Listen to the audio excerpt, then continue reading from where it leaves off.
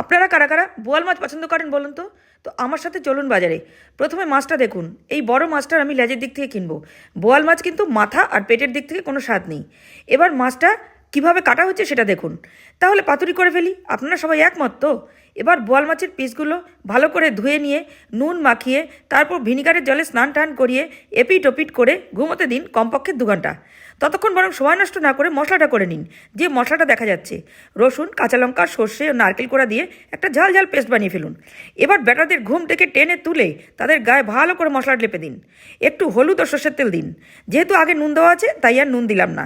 এবার হাত দিয়ে ভালো করে মেখে মুখে কড়াইতে কলা পাতা দিয়ে মাছগুলো ঢেলে দিন। এবার 5 মিনিট পুরো আঁচে দিন। তারপর গ্যাস কমিয়ে 10 মিনিটের জন্য অন্য কলা পাতা দিয়ে ঢাকা দিন। 10 মিনিট পরে ঢাকা তুলে দেখুন, তারপর মাছগুলোকে স্যাক করে উল্টে দিন। এবার আরও 5 মিনিট ঢাকা দিন। এবার ততক্ষণ বরং রান্নার মাসির ভাত হলো কিনা সেটা দেখুন। 5 মিনিট পর যখন হয়ে গেছে গ্যাস বন্ধ করে একটা প্লেটে তুলে নিন। আর রান্নার মাসিকে জিজ্ঞেস করুন, ও মাসি তোমার ভাত হলো? মাছ যে ঠান্ডা হয়ে গেল।